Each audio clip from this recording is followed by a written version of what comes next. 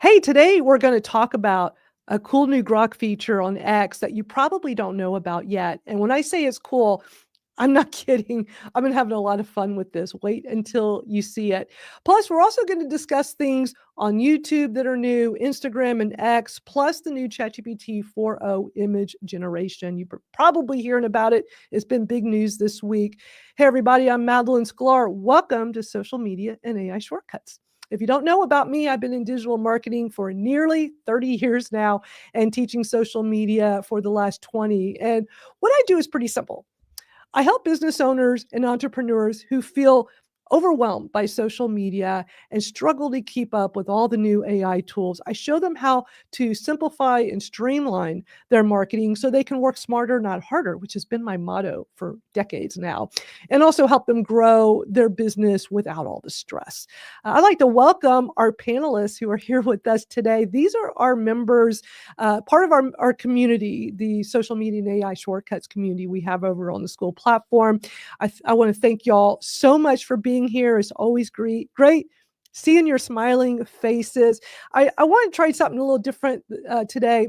I love to go around the room here and have each of you just share something really brief, a little bit about you. So people that are here watching, if they don't know who you are, they'll walk away knowing a little bit about you. So maybe like your elevator pitch or just a little blip about you that's like 30 seconds or less. We'll just go around the room. Barb, would you like to go first? Well, my elevator pitch is pretty much under repair at this point. I'm as old as the hills, and I've been online, since the 80s. And I met Madeline back in the very early days. I can swear that she has definitely been in it for 30 years. Long time. Yeah. And I am in the final chapters of my life. I'm at that point as an entrepreneur who's made their living online for all this time. I've got domains to take care of. It's like, what happens if you pass away tomorrow and you don't have your stuff together? So I know a little bit about a lot of things. That's about it. Cool. Love it. Rachel, you're next. Hi, everybody. Rachel with Bad Redhead Media. I am an author. I've written 8 books, working on 9th right now. I'm also a book marketer, so I help authors with everything book marketing. So, blogging, newsletters, writing, publishing, any kind of socials.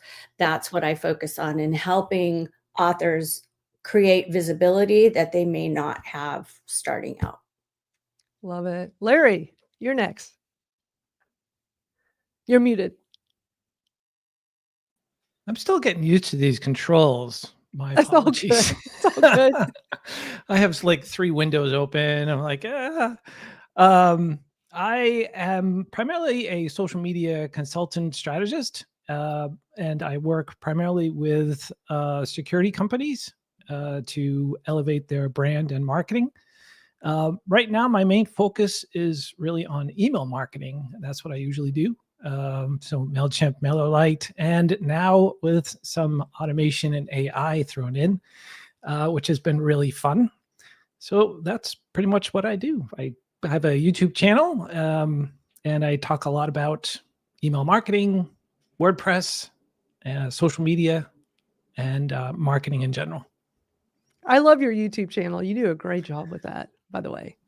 Thank you. And thank you for being here. You went from one of our regulars in the comments during our chats to joining our platform over on Skool, our social media and AI shortcuts community, and which then makes it so that it's easier for you to have that ability to come on screen if you choose. It's not mandatory for anybody in our community to do that. You can always just be in the comments, but I love bringing our community together so we can have these discussions. I don't like things to be just about me. I don't have to do all the talking. I I'm uncovering stuff and want to share it with my community, but I love hearing input, whether it's something you already know about or not, but it might be something I actually like it when I bring y'all something new that you haven't heard about yet, just to get Yeah, your that was last response. week. Oh, I got more today. I can't wait because I just love to hear y'all's response. But then I also love it when you are aware of something new so that you can share your thoughts and insights with our community. And I think that's so important. Next up is Cindy Lou, who is in the future because she's in New Zealand, where it is tomorrow morning. It's Friday morning. I love it. Hey, Cindy Lou, how are you? Hey, good morning, everybody. I have also been online since the 80s, and I help people get started. So if you don't know which piece to click on your computer, how to find a menu, what to do with it, those kind of how-tos, how to move around in an app, that's me. I have the LOL live online learning YouTube channel that I've started a year ago, and getting that ramped up and helping people with learning out loud while we lean on laughter, because we must lean on laughter while we are learning. I love it. That is a That's me. great elevator pitch. Thank you for sharing that and being here so early in the morning where you're at. And next up is Rose. Hey, Rose, how are you? Oh, you're muted. Sorry. There we go. There you are. Hi. Hi, everyone. Great to be here. Thanks, Madeline, for having me. I am a journalist and founded a hashtag called Woman to Follow, which became viral. And the idea is to amplify women's voices on social media in general, but also just amplify women's voices. So, and I also help businesses with branding and writing. I can do kind of any kind of writing, I'd say, pretty well, most kinds of writing.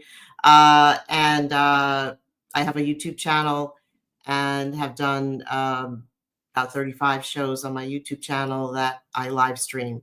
And I've been live streaming since since the pandemic. Was more of a print and digital journalist. And then once the pandemic happened, I started producing a daily COVID show, and then that's evolved, and now I have my own show.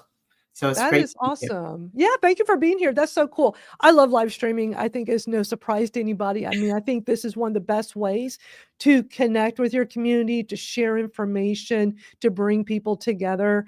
And this is my favorite type of platform to use. And I love that transition. What used to be Twitter Smarter, old school chat, to the Spaces chat, to now this.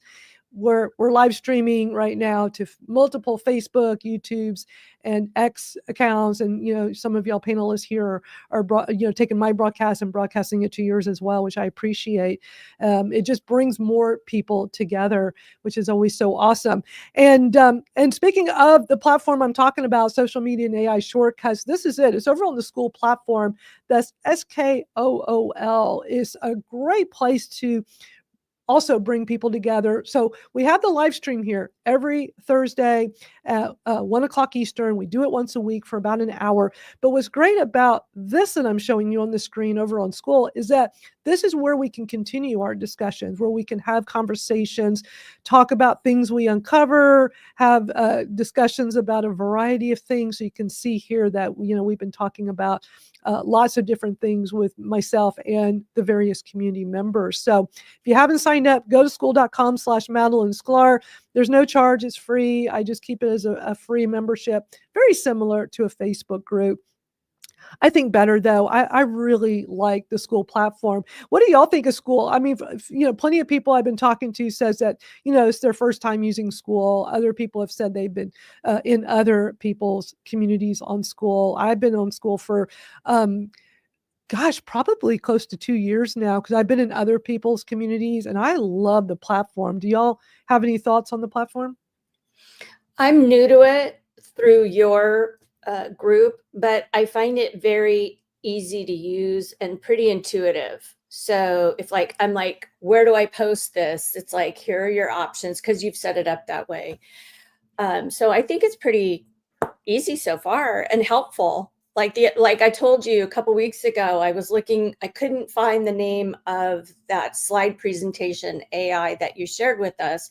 So I went in there and just typed in slide AI and MAGA, or not MAGA, sorry, Gamma came up. And There's the so link. I've been using it with client accounts by just pasting in the URL and then asking it to make either a PDF or social media cards that I can then share as a video, for example, on Instagram or TikTok. So I think it's a great tool as a small business person. Yeah, that Gamma tool is so cool. But what you did was so smart. You know, we've talked about it over on the social media and AI shortcuts discussions over on Skool. And what I love about Skool is at the top of the page is a search box, and you can just do a keyword search. So you type in Gamma and there it is. And you can see like the whole discussion we had about it. That's one of the things I love about that platform. It's so easy to use, and just like my friend Venus from Kratom Butterfly, she says it's so easy to navigate. Yes, I agree. That's what really drew me to it. So yeah, I downloaded the app onto my phone, and Oh, it's so cool. nice because I just I get love the app. a little red dot, and I'm like, oh, somebody new's posted something. I pop on over, and I'm able to kind of keep up with the posts. I love it. Yeah. Yeah. So you can use it on desktop, or they have an iOS and an Android app. And I love the app. It works so well. So yeah, it's a great platform. So I'm really thrilled to have y'all there, and we're just slowly growing it. I really need to talk about it more and promote it more so more people get on there. But it's just been a nice way to just continue these discussions. Like Barb had recently mentioned that a book she was reading, that new one, I'm blanking on the name, the one with the former Facebook employee, Careless People, A Cautionary Tale of Power, Greed, and Lost Idealism. And I had been hearing about it, but Barb had done a post on there talking about it more. And it really piqued my interest. And then I finally, over this past weekend, got it on Audible. And it is really an interesting book to hear from somebody that used to be at Meta, that worked very closely with Mark Zuckerberg and other top people. And just to hear some of these stories is pretty wild. So, but that was just something through that discussion, Barb, that you brought up over there. It made me even more interested in learning more about all of that, and ultimately me purchasing the book. So thank you. The thing, if you put this group back on the screen, you'll see that someone else contributed that article this morning about what Zuckerberg is doing wrong. the post from Annalisa. Yeah, the Gen X and that. I caught that on your group this morning, and I took a deep dive into that. And I actually, like we all know, many of us do, is I turned to ChatGPT first and I asked for an opinion. It was hilarious. But then this morning, Mark actually announced that we're going back to OG. We now have your friends feed is just going to be your friends.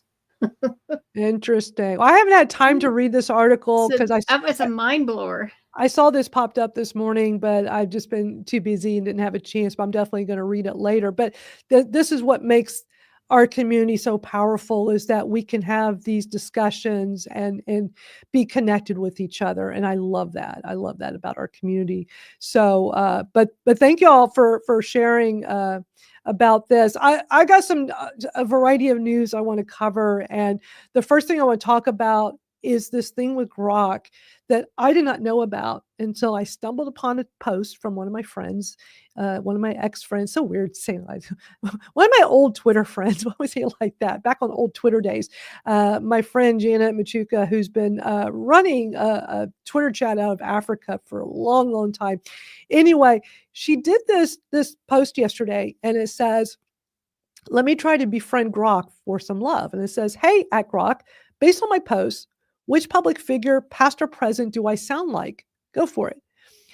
And I'm like, I don't recall seeing, I know you can do the at Grok in a post. Hey, Jim, good to see you. Glad you're here in the comments.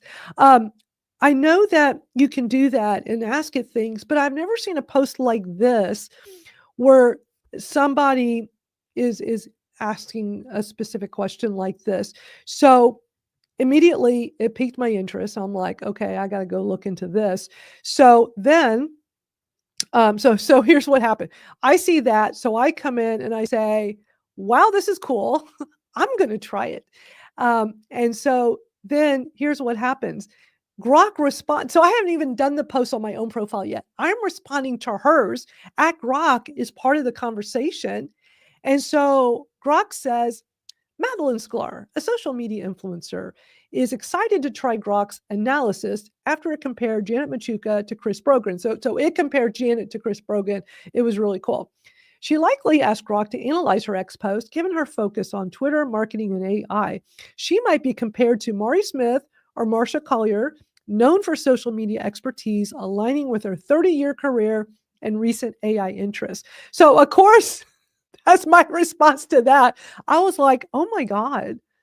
It like immediately replied with that. So I'm like, okay, this is really interesting. So of course now I got to go post this on my profile. I got to go see what the heck is going on here. So we'll come over to my post. So I did the same thing Janet did. I say, hey, Grok, based on my post, which public figure, past or present, do I sound like? Has anybody here tried this yet? Have any of y'all tried this or heard about it? I see it yesterday for the first time, so I'm thinking this must be brand new. Although who knows, it could have been like this for a while and I just didn't know. So this is what it said. Based on your post, you sound like Gary Vaynerchuk. Your focus on social media strategies, AI, and motivational tips mirrors his energetic, practical style. Your friendly tone and live stream invites align with his engaging approach, though your vibe is a bit softer and community driven. Yeah, definitely a little bit. I don't do the F-bombs like he does. But I was so wowed by that because years ago, I used to tell people, I said, I'm kind of like the female version of Gary Vaynerchuk. Like I am so much like him in so many ways with the way I'm like being a constant learner. Like the way I do things is so much like him. And I have to say, I don't know if very many people know this. Gary Vaynerchuk does not follow very many people on Twitter or on X. And let me pull up his account. So years ago, he followed me back. And I was like, what? So as of right now in 2025, he has 3 million followers just on X. He has millions of followers on all of his social media. But X was always back in the old school Twitter. Twitter was his thing. He was known being, a marketing expert, big time book author, also known as being a wine expert, all these things he's done. I mean, he's such a big deal now. Now, back in the day, he had about 1 million followers and he only followed back. It was a really small number and he followed me back. And I was like, what? How is this? These days with his 3 million followers just on X, he follows back 22,000. Well, I had the opportunity to meet him in person. I was my first year speaking at Social Media Marketing World was in 2016, and he was the keynote speaker for that. And I was like, oh my gosh, I'm going to get to meet, I'm definitely going to meet him for sure. So I thought I'd probably get to meet him with one of the little speaker of it. They do have some events just for the speakers. I thought, oh my God, I can't wait to meet him. But he wasn't at any of those things. So I went and saw him do his keynote, and then they had a line for people that wanted to meet him afterwards. And a lot of people had his books to sign or different things. So I waited in line with everybody. And, I have my badge, Social Media Marketing World, and it says speaker on it because I'm one of the speakers. So I'm trying to think what am I going to say to him? I mean, he follows me back on Twitter, but I seriously doubt he knows who I am. So I'll never forget this. I walk up to him and I don't know what to do. So I hold up my speaker badge because it has my name real big and it says speaker. I hold my badge. It says, hi, I'm Madeline Sklar. I'm one of the speakers here. And he goes, I know who you are. And I was like, my jaw probably just dropped. I was like, I couldn't believe he knew exactly who I was. And so we chatted for a few minutes, and this was back when Snapchat was really getting big and he was all over Snapchat and a lot of people were using it. And so we did a quick little Snapchat together, me holding my phone on Snapchat, and we made a cute, I need to go find it. I'm sure I have it somewhere. We made a cute little video together, and it was such a great experience, like getting to meet him in person and him knowing who I was, which I just was shocked. But it's just funny, like, to have Grok tell me about myself, very brief about who I am, and referencing Gary Vaynerchuk. So I don't know. I was just like, wow, that was just like a really wow moment. But let me show you a couple more things with this. And I definitely want everybody here to try this, because I think this is just super interesting, just to find out, like, what does it say about you? Because another thing you can all do is go into ChatGPT or go to the other AI tools and just say, who is Madeline Sklar? Who is, and put your name, now I have a long history with digital marketing and social media. There's so much content about me. So of course, when I do that, there's lots. Not everybody's going to have that, but still it's interesting to see what kind of information does it have about you. Just to see, but you can also do it for other people and see like what kind of things it says. But when I did this post yesterday, it did spark some interest from some of other members of our community. So my friend Matthew, who we haven't seen him here in the live streams, but he used to be more active back with the Twitter Smarter chat. And then even when we kind of realigned it, Learn with Madeline, our Thursday, what we're doing right now. But I haven't seen him since we started doing the live stream, probably just too busy. But he tried it yesterday, and he says his Benjamin Franklin. That was kind of cool. So, but I like the way Grok is writing these out, and is very brief and to the point. And I think that's pretty cool. I think, everybody should try this prompt just to see, like, what, does this pique y'all's interest where y'all are like, man, I need to go try this prompt just to see like what Grok thinks about me? What are y'all's thoughts on that? Yeah, I thought I saw your post about Vanderchuck, yesterday, and I said, wow, that's cool, because I have asked, who am I? And and it was, cool to find out, or, at the family dinner table, we all asked Google, who am I, to see who Google knew. Right. I Well, found just, I put the prompt on the screen here, so if anybody wants to try it, you could go to my X account, because it's down a little ways in the feed, but not too far down. You could find my post from yesterday, but I have it right here. Jot this down for anybody that wants to try this at Grok. This is specifically to do on X, or if you have the Grok app. I don't have the Grok app. I'm just using it through X whenever I do it. Dr. J says she's putting it in right now. I'm just eager to see like how this works for everybody and what y'all think. And do you think it's accurate or not accurate? But just put hey at Grok, or word it however you want. But you want the at Grok somewhere in there. Based on my post, which public figure, past or present, do I sound like? But also you can just reword it to other things too. I'll probably try some variations just to see like what else it comes up with me. But I felt like that was really accurate. But then because I'm me, I had to take it a step further. So because I got this reply yesterday from Enthusiastic Techie, said, wow, I used that prompt over in ChatGPT and it was shocking what it showed me I sounded like, and this got that emoji. And I just like, oh, yes, I need to go do that. I need to go put this into ChatGPT. So that's what I did next. Let me grab the ChatGPT so y'all can see because ChatGPT really, like, it was much longer, more expanded, and it was really cool. So let me bring this up. I know if anybody here is watching on their phone, it's going to be pretty small. So I'll kind of read through this a bit. So in ChatGPT, I did the same thing, but no at Grok. I said, based on my post, which public figure, past or present, do I sound like?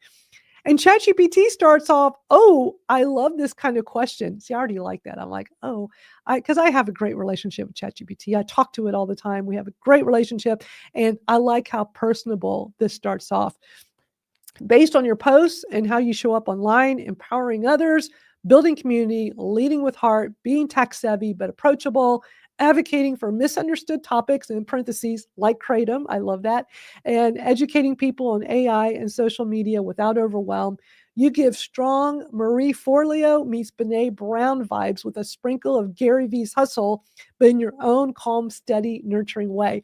I'm like, oh my gosh, that's a really great way of putting it. I think those three combined the way ChatGPT wrote it is perfect. And then it breaks down, I guess with Marie, Benet, and Gary, like, aligning me with that. And then it ends with it. It's like, do you want me to create a fun which public figure are you most like quiz based on your personality for your audience? Which I thought was, wow, that's really cool. But I stopped it there. I thought this was a really fun exercise, and I would love for everybody to try this out. So let me put the prompt back up again. And I see Bez made it over, so hopefully he'll be back in a moment. So are y'all eager to try this now, just to kind of see like what kind of response you get from it? I just did it on Grok for Rachel in the OC, which is my personal author account. And it says I'm a combination of Tina Fey, Amy Poehler, and who is the other one? Chrissy Teigen. I don't even think she's on X anymore at all. So I just thought that was kind of interesting. Yeah, that's cool. That's very cool. Okay, well, I think that's everybody's assignment, is to give that a try and see, just out of curiosity, what it has to say. And I would try Grok, I would try ChatGPT, or any of the other AI tools. I just find stuff like this really fascinating. And so kudos goes out to my friend Janet Machuca, who started this whole thing. She led me down this really fun rabbit hole just by me randomly seeing her post yesterday. And I'm like, oh, that's cool. I got to try that too. But I loved how I replied to her post, as I showed y'all, and Grok just jumped right on in and started answering it. So I'm like, AI is pretty darn cool. That's what I got to say about that. So I'll be sure to also put that prompt up in when I have the YouTube after this live stream. I always go back and put in the timestamps and the links to everything we talked about.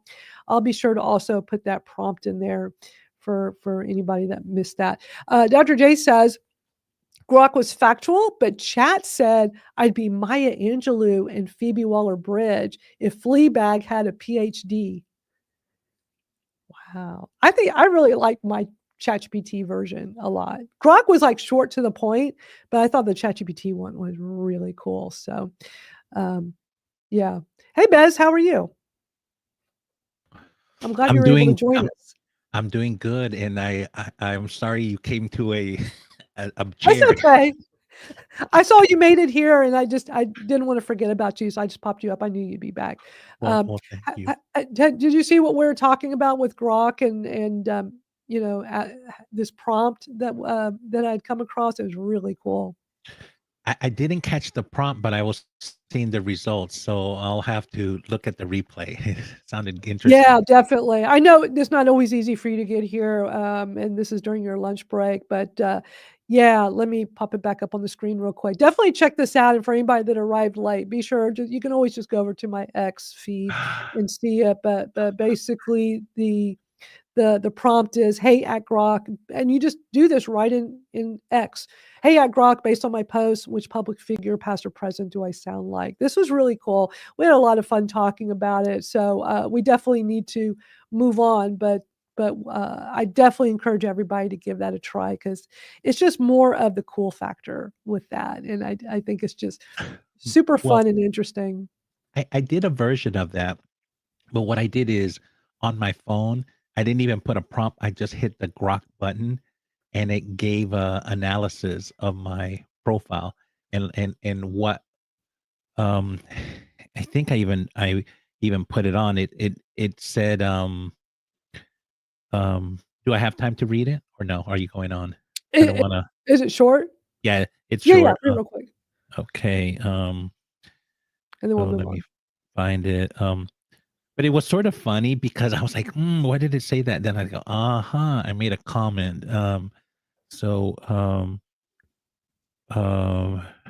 It said, oh, Larry, that's a good one. ChatGPT's told Larry, Marie Forleo meets Tim Ferriss with a DIY twist. I like that. So that's awesome. So it I don't think okay. So it said here's what I can say. It says Bez, a passionate career guru with a knack for spotting workplace trends, believes kindness trumps all in the employer dance and isn't afraid to call out cruelty from the White House to the Broncos. Bez has been rallying artists and entrepreneurs for mastermind roundtables while geeking out over Ginger's health perks, something like that. Anyways, it went on, and but anyways, I get a little different on X because of the other side of my life, and which is more on the politics side. But I keep it professional, but I keep it accountable, right? But I do let my voice when I have the energy. I sometimes, but I try just to withhold because the energy is different on Yeah. X. Right. Well, thanks for sharing that. And Larry, thanks for sharing yours in the comments. Yours was really cool. All right, next up, YouTube Shorts. YouTube is making some changes with Shorts. I'm going to play a little video that YouTube just put out a couple days ago talking about this. I'm not sure if any of y'all have heard about it yet. What's up, insiders? Today, we're talking about a change coming to the way we count Shorts views on YouTube. First, some context. As short-form video continues to grow on YouTube, we know that creators want a deeper level of understanding of how their short-form videos are performing holistically, including when they're posting across multiple platforms. Historically on YouTube, a view has been counted after a short is played for a certain number of seconds. However, we've heard from creators that they want to understand how often their shorts are seen. So, going forward, views will count the number of times your short starts to play or replay with no minimum watch time requirement. We'll keep the existing shorts view metric, which will now be called engaged views, in YouTube Analytics in advanced mode, so you can see how many viewers chose to continue watching your video. So what does this mean for you? From March 31st, 2025 onwards, you'll start to see the new Shorts views metric applied wherever Shorts views are shown on YouTube, which may be higher. This change will not directly impact creator earnings or how creators become eligible for the YouTube Partner Program. Both will be based on engaged views. The goal is that with this deeper understanding of your Shorts performance, it will help you inform your content strategy, better represent your work to potential brand or agency partners, and give you a fuller picture of your overall reach if you're posting on multiple platforms. Now let's cover a few questions you might have. First, how can I see views and engaged views in one place? You can see these in one place by setting your custom view in advanced mode. These metrics sit in different tabs in YouTube Studio and Analytics, both visible on Studio Mobile and Studio Web. Views can be located on the Shorts Overview tab, and engaged views can be found on the Shorts Engagement tab. Now, how should I compare performance between my Shorts uploads? There are two ways we recommend you compare performance between uploads. If you want to compare against Shorts published prior to March 31st, 2025, use engaged views for a fair comparison. You can see engaged views for a single short under the Engagement tab in Analytics. You can also access engaged views in advanced mode. Note that engaged views are available at a channel level to allow historical channel comparisons. For other content types like long form and live streams, views are equal to engaged views. For shorts uploaded on or after March 31st, 2025, you can use both regular views and engaged views in YT's advanced mode in Studio Web to see both shorts view metrics at the same time. I'm going to stop here. So, I've been watching some videos about this in the past few days, and this is really interesting because I mentioned to y'all recently I've been doing an experiment with YouTube Shorts on one of my YouTube accounts, and it's doing really well. I'm not getting a gazillion views. It's kind of like TikTok. It's kind of hit or miss. Some videos do really, really well, some not as much, but it's drawing traffic to this YouTube channel. It's not this YouTube channel I'm on right now, my Madeline Sklar. My other one for my Kratom Stories podcast has nothing to do with all my Madeline Sklar stuff. But I normally do a live stream, a very long form live stream there once a week. And I have a podcast on there. but I've been experimenting with this whole short strategy. So I talked about, if anybody wants to see the replay, I talked about it a few weeks ago. It's really interesting what I've been doing. But I've been finding, according to my stats, reading the analytics, these shorts and all I'm doing is repurposing TikTok videos. I'm taking my TikTok videos and repurposing them over as YouTube shorts. And it's drawing more attention to my content and getting more subscribers. And it's been great. Not huge numbers, but like worth my time to do all this. So I hear this new thing this week about YouTube shorts, and I'm like, and it's really hard to decipher that lady, the way I'm going to play a video where I think it's a little bit easier to understand. I wanted to start because that's from the YouTube creator YouTube account for YouTube creators, but it's just very stuffy. But basically, bottom line is, normally your YouTube shorts, they don't tell us how many seconds before it counts as a view, but after however many seconds, I'm thinking it's probably 3 seconds, maybe 5 max, then it counts as, so if somebody is just scrolling through, and we know lots of people, they scroll, and they're technically seeing your shorts for 1 second, maybe 2, they don't seem to count it that way. TikTok does. TikTok counts everything. So it sounds to me like what YouTube wants to do is copy TikTok. Well, we're going to count all those starting March 31st, which will be Monday. But the engaged views are like still the most important thing. And after so many seconds, which they still don't tell us how many seconds it actually is. We know with a regular YouTube video I believe it's still 30 seconds before it counts as a view. Is that still right, Larry? I know you're really up on YouTube stuff. Yeah, that's still correct. And one of the things, just to interrupt here, just so I can get my thought out. One of the things that I thought what they should just add, which they do for videos, I was just looking at my stats, is impressions, right? So you get impressions, how many times your video was seen for your long form. So I don't know why they're making this engaged views versus views. Just making impressions so we know, right. Okay, it was seen in the feed, but not long enough for it to be a view. Right.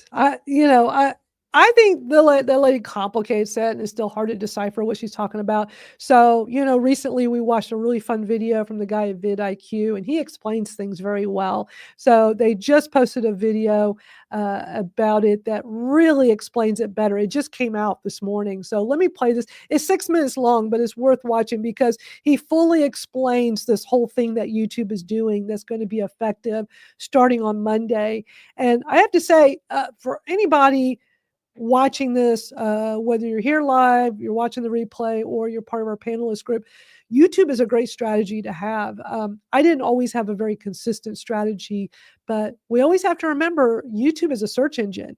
Things live on here on YouTube. It is the #2 search engine in the world. We know Google's #1, and Google owns YouTube, so it's no surprise it's #2 search engine. But you can post a video that people will find years later. That's why I had to take all my Twitter videos down. I have so many old how to use Twitter videos that people were finding them, even though they were super old, and mad in the comments. It's not like this anymore. Like, they were just saying stupid things. It's like, I need to just remove these. It's not even worth it because it's so outdated. But your evergreen content lives on, so people can discover them years from now. So it's still good to have some kind of YouTube strategy. But I want to play the video from vidIQ because this guy really fully explains this whole new thing, and it's good to know. It's good to know like how they calculate views, how they do the analytics. So let me play this for y'all, and then we'll talk about it. I love this guy too. He's a lot of fun to watch. I promise you, this video is not clickbait. YouTube is literally guaranteeing you more views. But are they clickbait views? Historically, on YouTube, a view has been counted after a shot was played for a certain number of seconds. However, we've heard that you want to understand how often your shorts are seen, which is why we're making this update. Have we been asking for this update? Shorts views have always seemed pretty straightforward to me. So, beginning on the 31st of March, Shorts views will count the number of times your short starts to play or replay with no minimum watch time requirement. All right then, there is a lot to unpack there, and I have been racking my brain on how to explain this as simply as possible. So here's my best shot, And if it does make sense, then make sure to give me a thumbs up. It's all to do with this analytic that measures the number of times a short was viewed. That's a bit about watching a short for a certain number of seconds versus those that didn't and very quickly swiped away from the short. Now, let's say this short was viewed 7,200 times, but 2,800 people swiped away because they weren't interested. The way it works now is that you would simply get 7,200 views from that YouTube short. And if you combine these numbers together, you get a nice round number of 10,000, let's say, impressions on the short. And that's a figure that's going to change. Instead of 10,000 impressions, you simply get 10,000 views. So what does all of this mean in the real YouTube world? Well, let me give you a demonstration. As I understand it, all of these shorts that I'm just swiping through very quickly and paying no attention to because I have no interest in them, and to be honest, I'm just doing this for fun. All of these shorts from March the 31st are going to get a view. All right, there you go. Views for everybody. What fun this is going to be. Chucky, who's a YouTube analytics guru for Mr. Beast, reckons this will increase shorts views by a minimum of 30%. So that means, in theory, 30% more views here and also here. And for channels that only make shorts, here as well. And it'll also be reflected in our brand new scorecard that tracks all of the critical historical data of a YouTube short. It is completely free when you download our browser extension, which is linked in the description below. And this is going to feel like a big change for creators because it only applies on shorts going forward from the 31st of March. None of the shorts views historically will change to this new method of counting views. And on top of this, shorts that loop over and over again will count for a view every time it loops over. But what about this original method of counting shorts views? Is it simply going away? Well, no. It's still going to be available through advanced analytics under a new term called engaged views. Yes, engaged views. They are still really, really important. And we'll get back to why in a second. Because first of all, we need to all start celebrating, right? YouTube has just gifted every single creator who makes YouTube Shorts more views. Overnight, creators are going to be performing an estimated 30% better than what they were yesterday, if they don't understand what these changes mean. Because here's the truth, at least from my point of view. The reality hasn't changed at all, but the perception has. These 10,000 engagements on a YouTube short are still the same.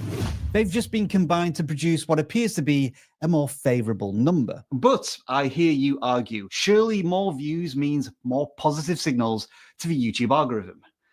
Well, that doesn't seem to be the case. When asked about how metrics such as average view duration might be affected, Renee, the YouTube creator liaison, who does an amazing job, by the way, did confirm that stuff like this will still be measured against engaged views. Now, maybe I'm oversimplifying things, but doesn't that basically mean that the only thing that's changing is this number, and that absolutely every other number is going to stay exactly the same? In this instance, more views doesn't mean more likes, more comments, more subscribers, more watch time. And that just sounds a little bit daft, doesn't it? Ultimately, what this sounds like to me, from a creator's perspective, is that YouTube has just created a placebo effect. You and every single other YouTube Shorts creator is going to get more views, but it doesn't change a damn thing. But maybe we need to look at all of this from an external perspective. Viewers will think your shorts are getting more views. Sponsors will think you're getting more views. And compared to other platforms such as TikTok and Instagram, shorts will be seen as a place where your content can get more views. That would be a weird kind of views flex, but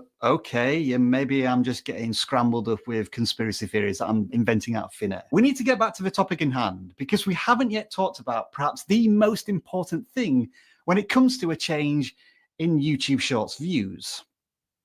What about YouTube Partner Program eligibility or payouts? Yep, there's going to be no change to YPP eligibility and no change to how payouts are calculated. We're going to rely on an engaged view metric for that. Oh.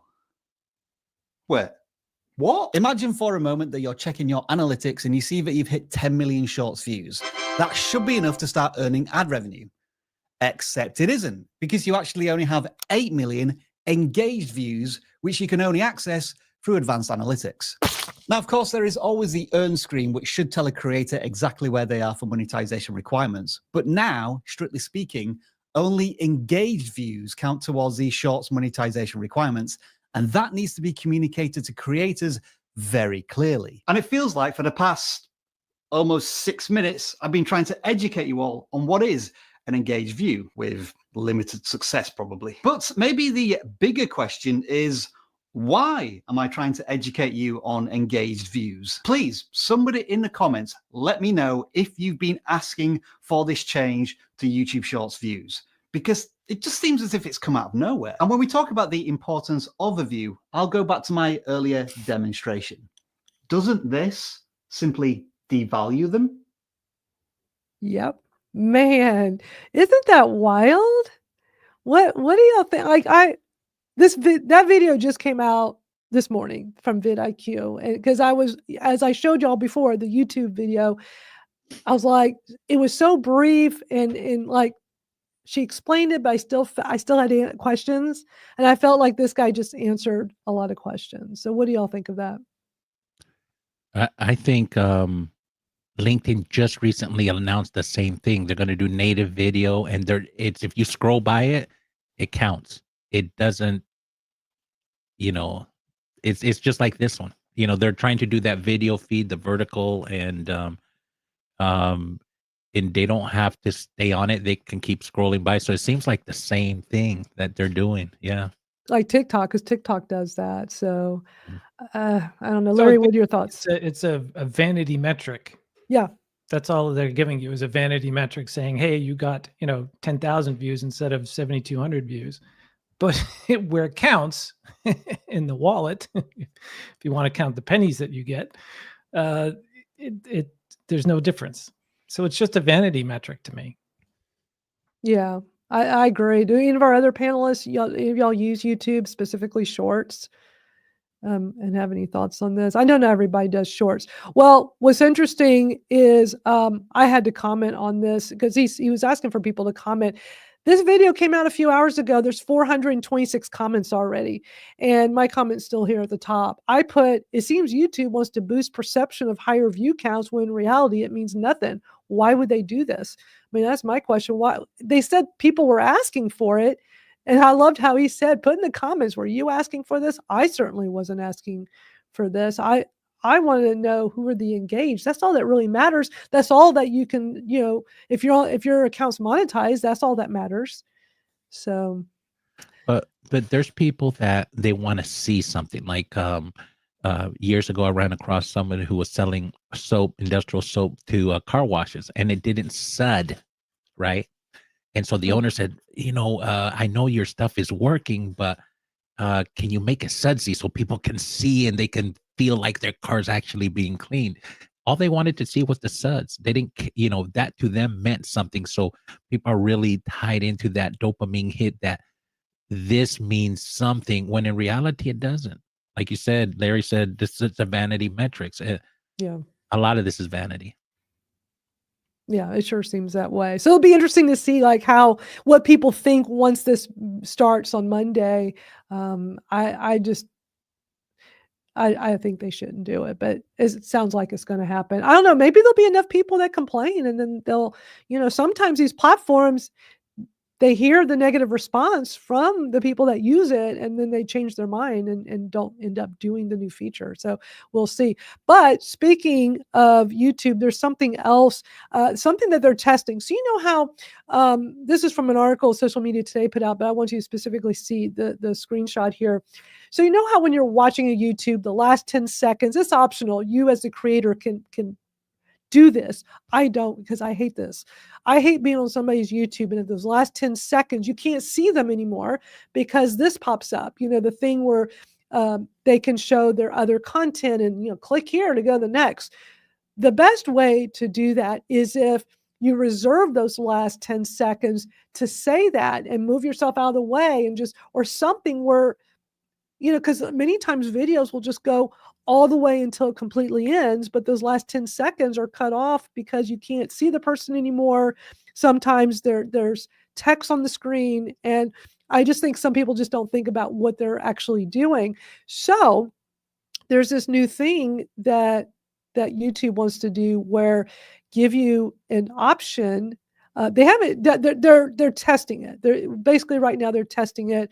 Let me pull. There's a brief video about it because I wanted y'all to see that first so you knew what I was talking about. But I'm excited that they're testing this. I had replied to the YouTube post saying I would like to test this, but I hope this is something that they end up doing because I would love to have a feature like this, but they explain it better in the video. So let me just cue it up real quick so you can see what I'm talking about. It's short.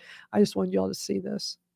Next, the team is testing the ability for users to hide end screens with the goal of reducing clutter and creating a cleaner player experience for the viewer. Users in the experiment can tap a hide button in the top right corner of the player when end screens appear. If a user taps the button, all end screen cards will be hidden for that video only, and a show button will appear. Tapping that show button will make the end screens reappear. We don't expect this to impact views, but we'll keep the audience posted if we expand this experiment to more users. I never understood why didn't they already have it like that to begin with? When it, like, again, you as the creator, it's not defaulted to do that end screen. If you something you want, you can go and add it and you can customize it. There's all the stuff you can do. But most people don't know what they're doing. And I think they just turn it on and just don't realize how poor of an experience it is for the viewer in those last 10 seconds. And so I love that YouTube wants to test this, but it should have been a add-on all this time, whereas a little button that says hide, because I would love to hide that so I can still see those last 10 seconds of the video. So do y'all have any thoughts on this? Is it just me that would love this feature? I've never understood why they didn't do it to begin with, but at least they're going to test it. So what do y'all think? I think it's a good idea because as a viewer, it is super annoying. You're like, I want to see the credits or whatever if you're watching like a video or something, and it's like you can't even see all that, and then it pops into whatever the next ad is unless you're ad free, so you also don't see it for that reason. So I think that's great. I love the idea. Yeah, I mean they're just going to test it, but I hope it's something they roll out. Yes, Larry. As a creator and as YouTube, they want you to stay on the platform more and more, right? So, and as a creator, you want people to go to the next video. And so for my end screens, it's a cue for people to say, hey, if you enjoyed this video all the way to the end, and my videos are starting to get longer and longer. So if you make it to the end to watch the end screen, I want you to go watch another video because it's referencing, or it should be referencing, something related to what you've just watched. And I'm surprised because it's always been, hey, this is, part of the YouTube creator thing is the last 20 seconds of your video, you want people to click on the next video. So, and as YouTube has said, that's what you want to do. So I'm surprised they're saying, hey, we're going to have this hide button now so people can just, leave. Yeah.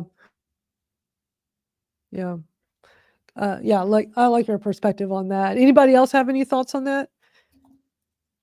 Real quick. Okay.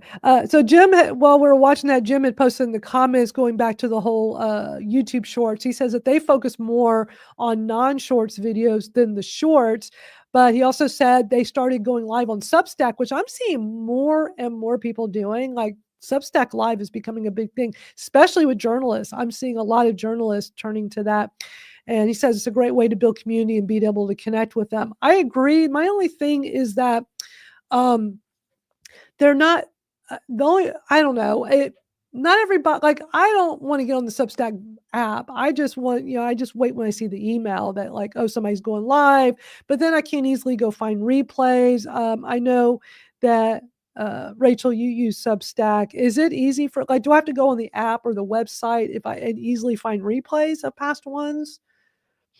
I don't do that much with video, and I don't really watch video, so I'm not sure. I think if you find the person that you want, that you're looking for, like I follow Mary Trump, who hates her uncle. No politics, but the point is, she goes live, and I'll get a notification that when I'm on Substack, that so-and-so is live right now, click here to join. So, but you do have the option when you go in to create your content, they'll say, do you want to create a text post, a video? Do you want to start a live video? Do you want to start a note, which is like their social media? So from a creator perspective, it's super easy to start, but how you find them, I'm not really sure. See, I like YouTube because it's so easy to go find replays. Like right now we're live streaming on Facebook, YouTube, and X, on all of mine, plus some of you that are our panelists here, which I appreciate y'all doing. And I find that the best one for it to live on for replays is YouTube.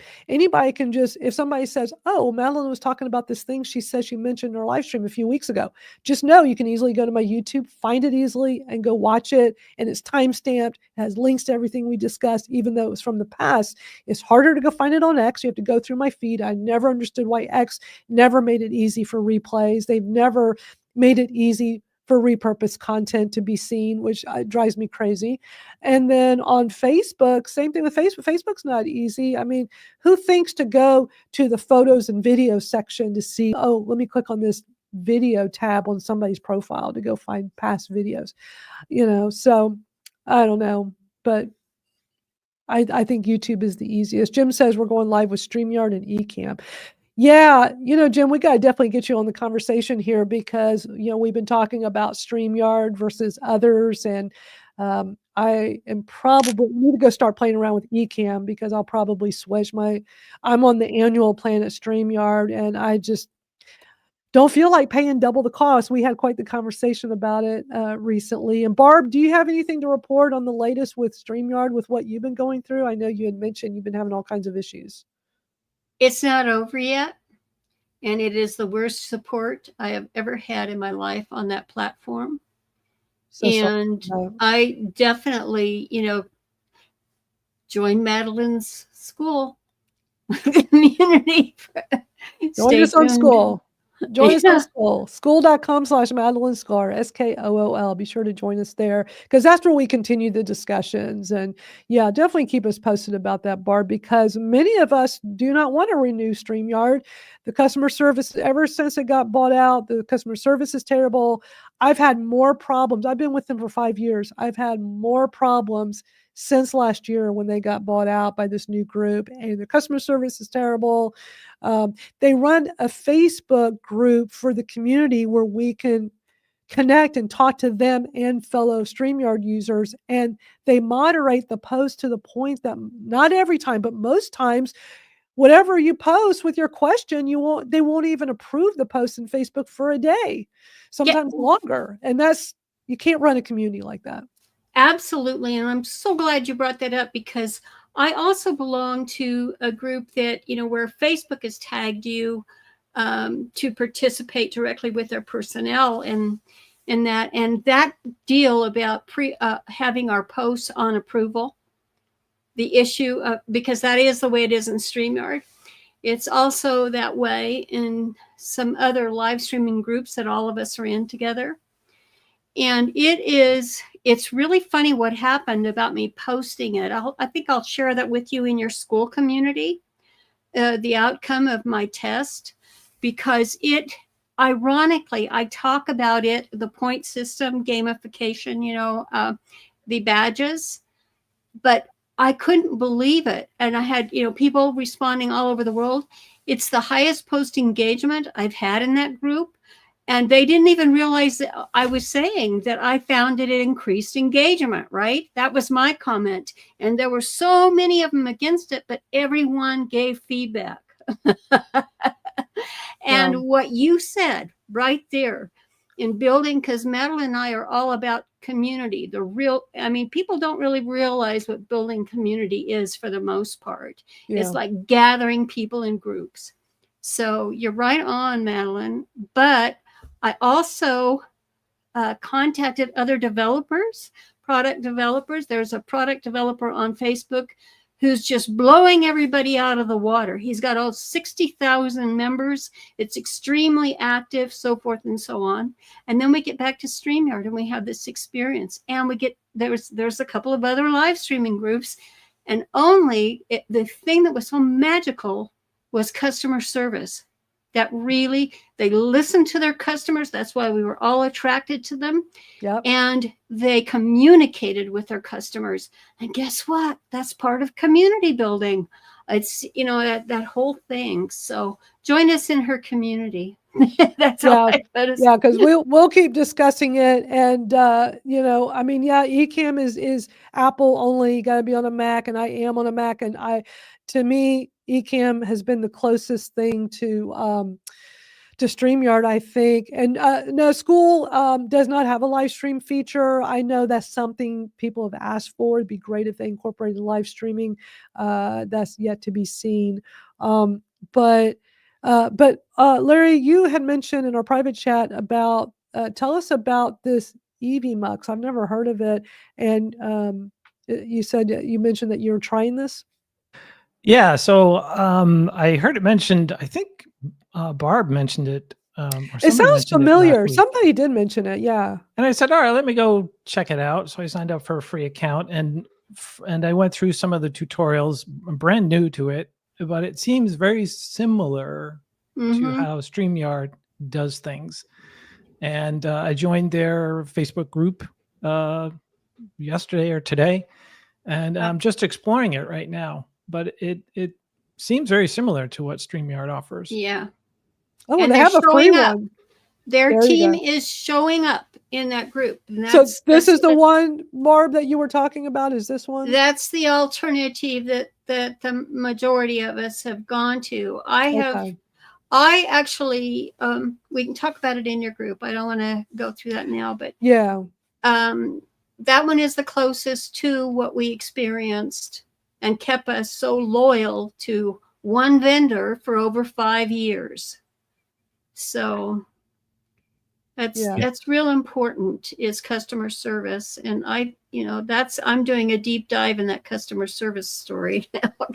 Well, what I loved about StreamYard is before they were bought out, those 2 young guys that created it, every Sunday evening, they did a live stream, a community live stream where all these people came in and they would talk about what's new, what are they working on. Put in your questions. We'll answer your questions. Tell us what features you want. I love that. I couldn't make it live, but I would always watch the replay every Monday morning because I love that they did that. And even though I'd been with them for years, it's like, this is how you can be a company, a business, and do community right. And then I was always able to stay up on all the latest features. It's incredibly frustrating that the new company is trying to do stuff, but they're doing such a poor job of it. But Jim says, especially for people that are PC users, that you can't use Ecamm, you got OneStream, Live, Emux, Riverside. I've looked at Riverside. BeLive is still around. BeLive was where I was at for years before. I did not move to StreamYard for quite a while. Like all my friends were like, StreamYard's the best. But I was very loyal to BeLive. I loved it. And I liked Ecamm, but I liked how BeLive was simple, and of course StreamYard is too, because not so much for me, but for my guests. Right. Some of these platforms, Ecamm, is not the easiest one to learn, and it's not always easiest for your guests. But BeLive was super simple. Then I finally switched to StreamYard, so I've been there the last 5 years. With my other stuff I do, these are non-techie people. I need it to be super simple and easy. Here's a link. Come join me. Like most people have done a Zoom link by now, so they understand Zoom. So it's just like Zoom. But when it gets to be more complicated, it is hard to get people to come participate. Yeah.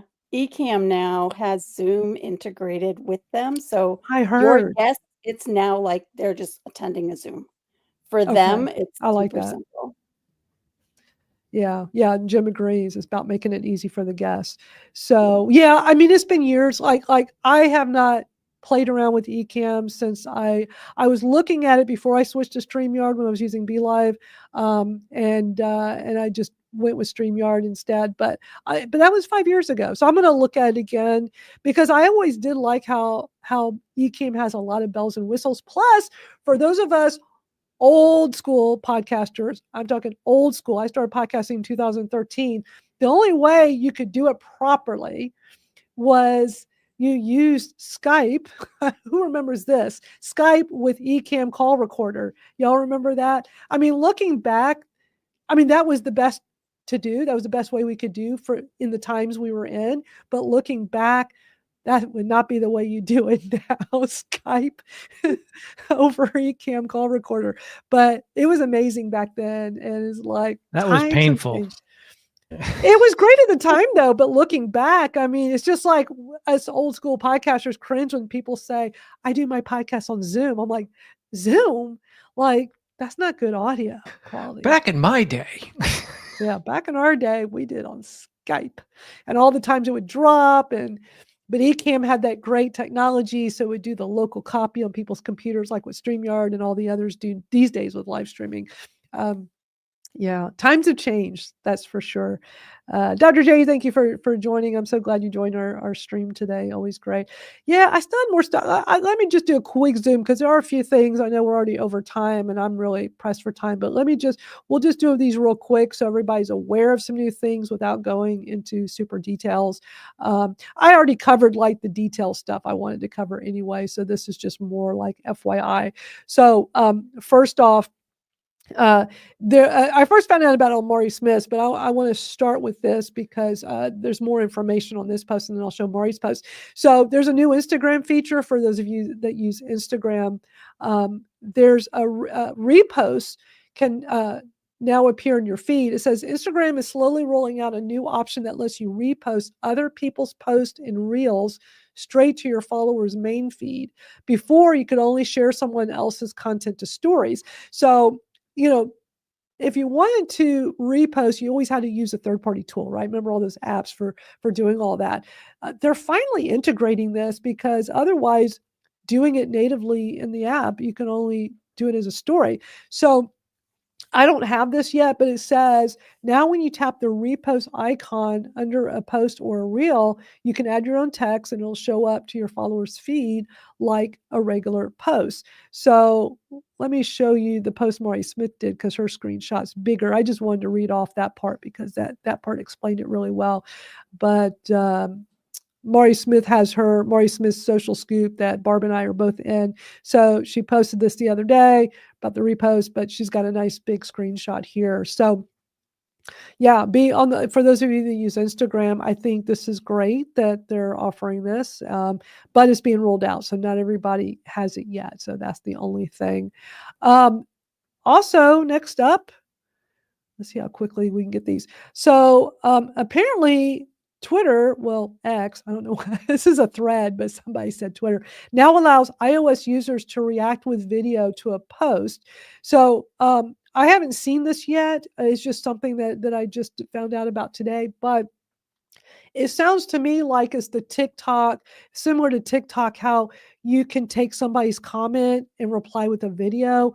It sounds like that's what this is. Like, you can, because it says react with video. So you're seeing something, you hit react with video, and then it brings that up, and then you record your own video over it, I guess. I don't know. I need to see it in the wild to fully understand what exactly, but I think that's pretty interesting. I'll keep y'all posted.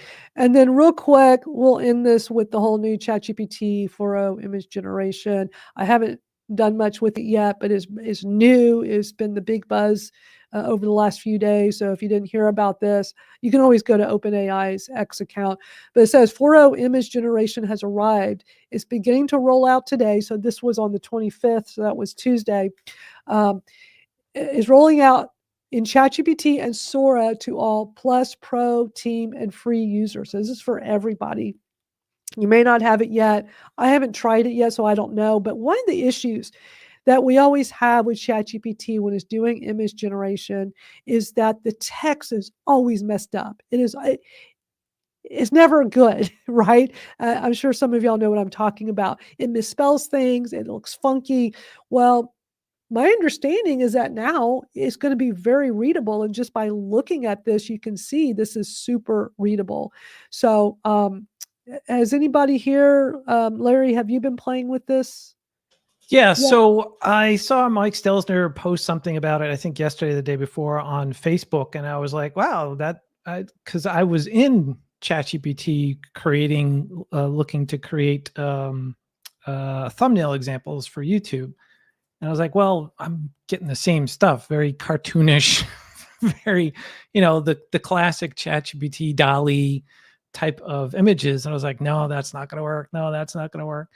And I happened to see his post, and he shared the prompt that he used. So I used the prompt, and I was impressed that it came back. He used a prompt, show me a marketer doing something and something like that. So I modified that post a little bit, and it came back with a realistic looking image of a gentleman with a goatee and glasses, not me, but pseudo me.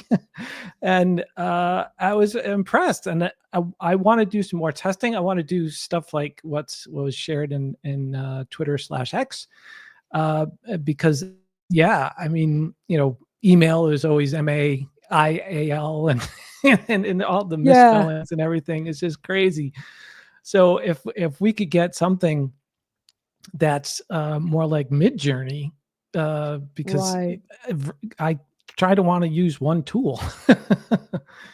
But I've just created one image, and I'm impressed.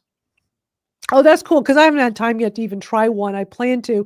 I'm going to play a short little YouTube short talking about it as well, and then we'll wrap up with that.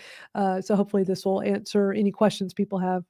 OpenAI just made a huge mistake releasing this ChatGPT update, because this may be the best text-to-image generator. Now, ChatGPT used to make images like this and this, but now they're doing images like this just by you putting a text in. I mean, look how realistic this looks. This prompt said for a person to write on a whiteboard, you can even read the words, and with AI, that is impossible. Shoot, I even tried it by creating a Lego version of Scarface. The fire part, it even does infographics. So all I put was make an infographic about the history of social media, and this is what it created. Now, this works inside of ChatGPT for all pro users, but if you're a plus user, let me show you a hack. If you log into your Sora account, you're going to now see images as part of an option. And where you put your text prompt, you're going to see two options, video and image. Now, it'll soon be available for all ChatGPT users, Pro, Plus, free. But for right now, let me know what you think about it. So, I don't know. Let me see when she posted. Maybe this is a little bit older, because it's my understanding it's available to everybody now. So it sounds like she posted this a day ago, but the thing I was just showing before says it was showing pretty much all users. But I haven't looked to see if I could see it yet. But when she showed that one with all that text on a whiteboard, ChatGPT normally cannot do an image with that clear text. So this is pretty exciting. Yeah, I'm looking forward to playing in my playground. I love it. Well, if anybody plays around with any of these things we talked about today, be sure to report back next week. But yeah, we've gone way over our hour. It's always just interesting to chat about all these new things going on in social media and AI. Do y'all like this format? I mean, I really just been doing this as an experiment. I love doing this. I think it's just fun, just talking about the latest with all of these things. I love it.